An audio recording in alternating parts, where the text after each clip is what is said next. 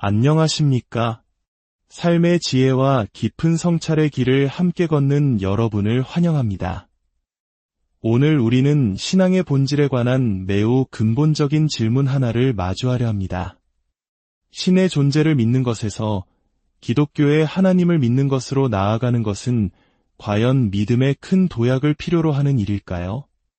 이 깊은 성찰의 시간이 여러분의 마음에 평안을 가져다 주기를 기도하며 오늘의 이야기가 더 많은 이들에게 선한 영향력으로 퍼져나갈 수 있도록 구독과 좋아요로 하나님의 말씀을 전하는 사역에 동참해 주신다면 저희에게는 큰 힘이 될 것입니다. 여러분의 삶에 하나님의 축복이 가득하기를 소망합니다. 네, 방금 드린 질문에 대한 저의 대답은 그렇다입니다. 그것은 분명 거대한 믿음의 도약입니다.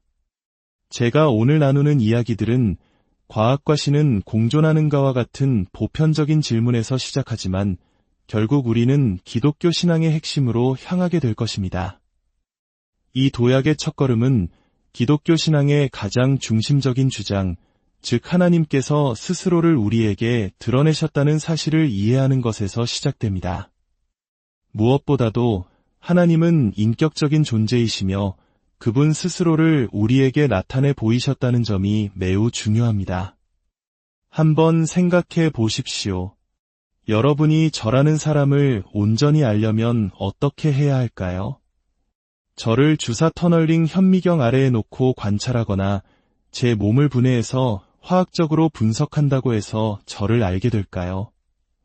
결코 아닐 겁니다. 제가 여러분에게 말을 걸고 제 생각과 감정, 제 자신을 드러내지 않는 한 여러분은 저를 절대로 알 수 없습니다. 기독교의 핵심 주장은 바로 이것입니다. 하나님께서 우리에게 말씀하시고 스스로를 드러내셨다는 것, 그리고 그 계시의 정점은 바로 예수 그리스도라는 한 인격체를 통해 아주 특별한 방식으로 이루어졌습니다. 저는 예수 그리스도께서 이 땅에 오신 성육신하신 하나님이라고 믿습니다. 물론 이것은 어마어마한 주장입니다. 그렇기에 그에 합당한 거대한 증거가 필요합니다. 기독교 신앙이 이토록 엄청난 주장을 하기에 그만큼의 증거를 요구하는 것은 당연합니다. 그리고 역사적으로 접근 가능하며 또한 개인적으로 체험할 수 있는 가장 핵심적인 증거는 바로 그리스도께서 죽음에서 부활하셨다는 주장입니다. 그분이 부활하셨다는 것은 그분이 지금도 살아계시다는 것을 의미합니다. 그분은 인류의 죄를 위해 죽으셨다고 주장하셨고, 우리는 그 주장의 진실성을 오늘날에도 시험해 볼 수 있습니다. 결국 저를 설득시킨 것은 단지 역사적인 증거만이 아니었습니다. 어떤 음식이 맛있는지 알려면 직접 먹어봐야 하듯 신앙의 증거 역시 체험을 통해 완성됩니다. 역사적 사실과 부합하는 개인적인 경험, 이 두 가지 증거의 흐름이 하나로 합쳐질 때 우리는 비로소 확신에 이르게 됩니다. 하나는 역사라는 제 외부에서 오는 객관적인 증거이며 다른 하나는 제 내면에서 오는 주관적인 경험입니다. 이 두 가지가 만나 진정한 믿음의 그림을 완성하는 것입니다. 자, 그렇다면 여기서 우리는 매우 민감하고 중요한 질문에 도달하게 됩니다. 바로 다른 종교들은 어떻게 보아야 하는가에 대한 질문입니다. 이 질문은 매우 개인적이면서도 조심스러운 접근이 필요합니다. 저는 최대한 신중하게 몇 가지 원칙을 먼저 말씀드리며 이 질문에 답하고자 합니다. 첫째, 제가 어떤 종교를 가진 사람을 만나든 그 질문에 앞서 가장 먼저 생각하는 것이 있습니다. 저는 부모님께 모든 사람은 그가 무엇을 믿든지 상관없이 모두 하나님의 형상으로 만들어진 존재라고 배웠습니다. 그 가르침은 제 삶의 뿌리가 되었습니다. 그래서 저는 제가 만나는 모든 사람을 무한히 가치 있는 존재로 여깁니다. 이것이 모든 대화의 시작점이 되어야 합니다. 둘째, 다른 믿음을 가진 이들이 도덕적으로 저를 부끄럽게 할 수 있다는 사실을 인정해야 합니다. 우리 기독교인들은 이 점을 겸허하게 받아들여야 합니다. 제가 보기에 모든 인간은 하나님의 형상으로 지음받은 도덕적 존재입니다. 성경을 자세히 읽어보면 때로는 이방인들이 위대한 믿음의 사람들을 도덕적으로 부끄럽게 만드는 장면을 발견할 수 있습니다. 믿음의 조상 아브라함도 이집트의 파라오 앞에서 거짓말로 인해 수치를 당한 적이 있습니다. 때로는 비기독교인 친구들이 그들의 양심과 올곧음으로 우리를 부끄럽게 할 수 있습니다. 왜냐하면 그들 역시 하나님의 형상으로 지음받았기 때문입니다. 셋째, 전 세계의 모든 종교와 철학을 살펴보면 놀라운 공통점을 발견하게 됩니다. 바로 황금률입니다. 남에게 대접을 받고자 하는 대로 너희도 남을 대접하라는 이 원리는 거의 모든 문화와 역사 속에서 발견됩니다. C.S. 루이스가 그에 져서 인간 폐지에서 지적했듯이 이는 매우 흥미로운 사실입니다. 생각해보면 우리가 모두 하나님의 형상대로 만들어졌다면 이러한 보편적인 도덕률이 존재하는 것은 당연한 일일지도 모릅니다. 세상은 종종 차이점을 부각시키지만 우리는 이 중요한 공통의 핵심을 존중해야 합니다. 이 모든 존중의 마음을 바탕으로 이제 우리는 차이점에 대해 이야기해 볼 수 있습니다. 흥미롭게도 종교 간의 차이점에 대해 가장 불편해하는 사람들은 무신론자인 경우가 많습니다. 정작 각 종교의 신자들은 자신들의 믿음이 가진 고유성을 자랑스러워합니다. 예를 들어 다실론을 믿는 힌두교와 유일신을 믿는 이슬람교는 신의 수에 대해 결코 동의할 수 없을 것입니다.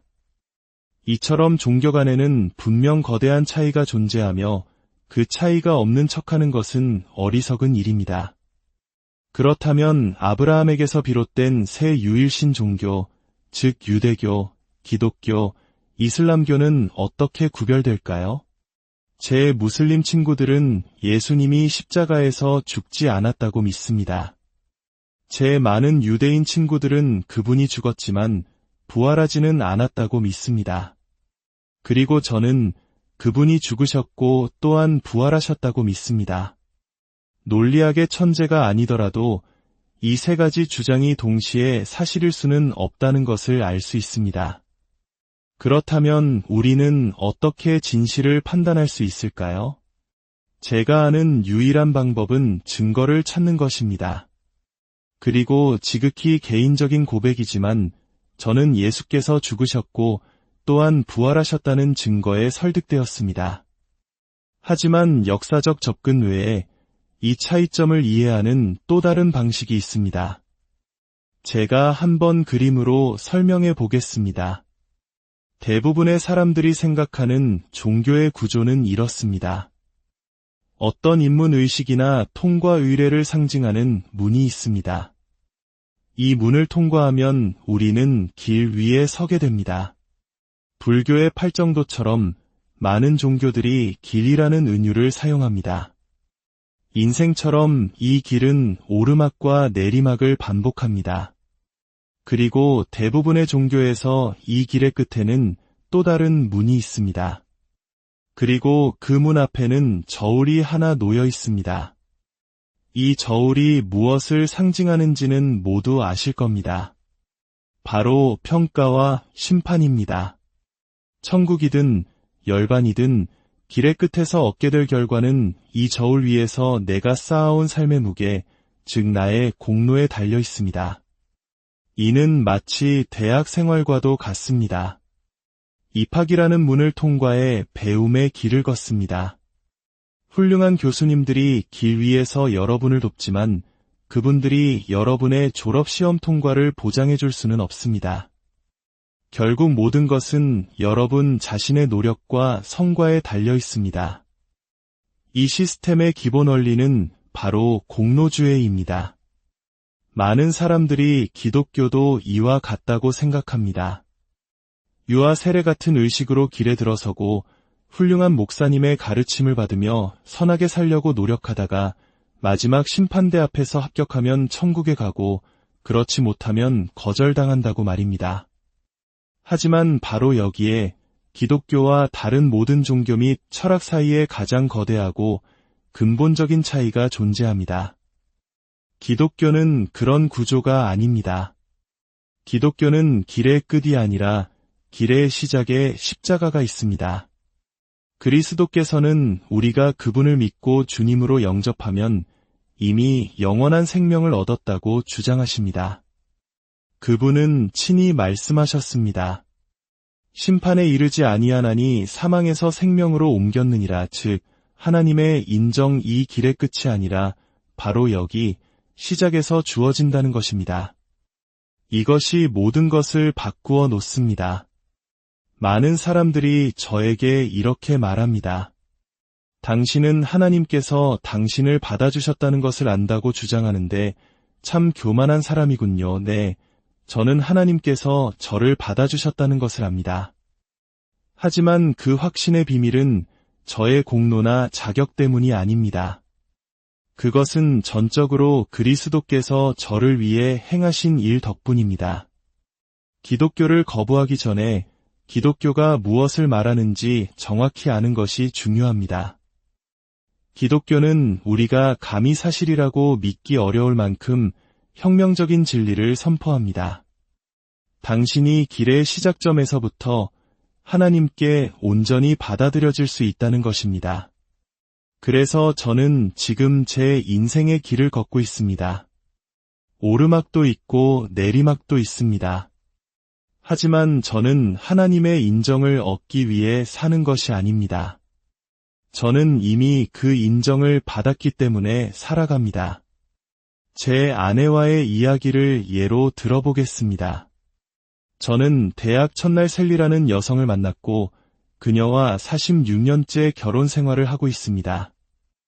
만약 제가 어느 날 그녀에게 요리책 한 권을 선물하며 이렇게 말했다고 상상해 보십시오. 셀리, 당신과 결혼하고 싶어요. 여기 당신이 지켜야 할 규칙이 가득한 요리책이요. 앞으로 30년이나 40년 동안 이 규칙들을 아주 잘 지키면 그때 가서 당신을 내 아내로 받아들일지 한번 생각해 보겠소. 지금 당장 당신을 받아들일 생각은 전혀 없소. 자, 나와 결혼해 주겠소. 여러분은 왜 웃으십니까? 이것이 바로 수많은 사람들이 하나님을 대하는 방식입니다. 우리는 동료 인간에게조차 공로에 기반한 관계를 제시하며 모욕하지 않을 것입니다. 그런데 유독 하나님과의 관계에서는 그렇게 하려고 할까요? 제 결혼 생활의 비밀이 무엇일까요? 제 아내는 어떤 이유에서인지 부족한 저를 있는 그대로 받아주었습니다. 그리고 그 받아들여짐이 우리 두 사람을 자유롭게 했습니다. 저는 아내의 인정을 얻기 위해 필사적으로 노력하며 살지 않습니다. 저는 이미 그녀의 인정을 받았기 때문에 그 사랑에 보답하고 그녀를 기쁘게 하기 위해 살아갑니다. 이것이야말로 진정으로 위대한 진리입니다. 그리고 이것이 바로 제가 다른 무엇이 아닌 기독교인인 이유입니다. 결론적으로 기독교는 다른 종교들과 공로라는 차원에서 경쟁하지 않습니다. 왜냐하면 다른 어떤 종교도 제게 이 값없는 은혜를 시작점에서 주어지는 완전한 용납을 제공하지 않기 때문입니다. 이야기는 이렇게나 간단하고도 명료합니다. 오늘의 이야기가 여러분의 삶에 깊은 울림과 위로가 되었기를 바랍니다. 주님의 은혜와 평강이 여러분과 항상 함께